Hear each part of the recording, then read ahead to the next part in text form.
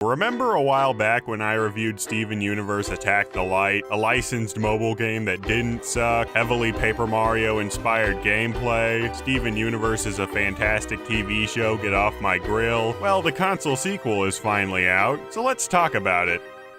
The first thing you'll notice right off the bat is that this game is absolutely gorgeous. The colors, the sprite work, the sheer personality of it all, it really captures the essence of the show to a T. Even the loading screen when you open the game up is the show's title card. I have to commend Grumpy Face Studios for this, considering previously they only made mobile games.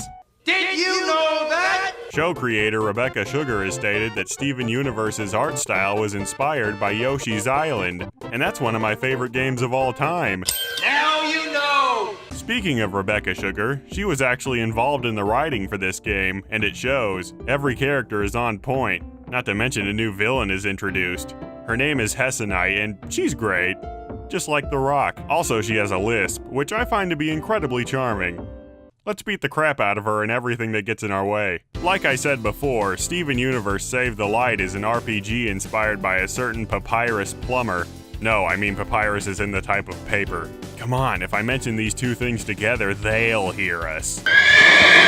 Okay, really, this game does still have the heavily Paper Mario style combat of the original, but with lots of new twists. For example, the battle system has been expanded. Instead of operating purely on turns, each fight now happens live. This doodad in the corner here gradually fills up, and when it forms a full circle, you get stars, which allow you to use moves and whatnot. However, enemies will gradually approach or target your team over time, and then go in for the attack. This system makes battles a lot more intense and complex. Like for example, your party members' positions during the battle actually affect the fight, like being able to attack shielded enemies from behind or having a pulse that can heal nearby allies and hurt nearby foes. And all that is just scratching the surface. There are still items, perfect blocks and attacks, and a ton of character-related stuff that I'll get into later.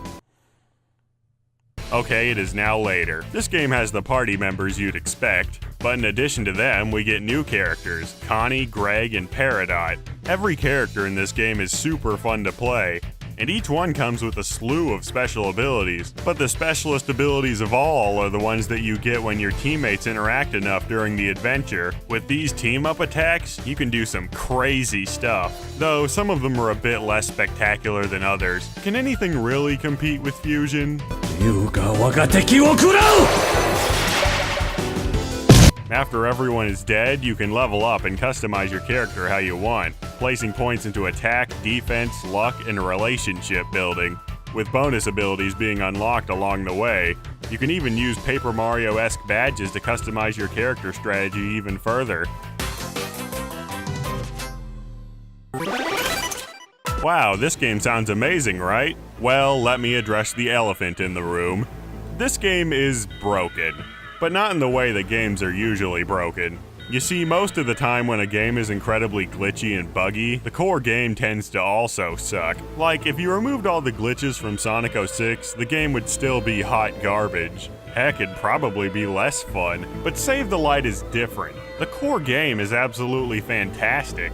It's just weighed down by a horde of terrible bugs and glitches. The game freezes and crashes constantly, the animation screws up a bunch, characters clip into things, sound effects are wrong or missing.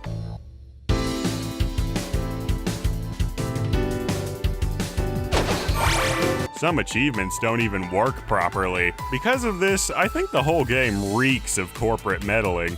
Maybe it was rushed out the door to meet holidays, or maybe it was rushed out the door to be out before the year-long show hiatus ended. Or maybe CN Games is so used to releasing shovelware that they didn't think spending money on QA testers was worth it. Either way, I don't think under any circumstances this is something we should blame the developers for.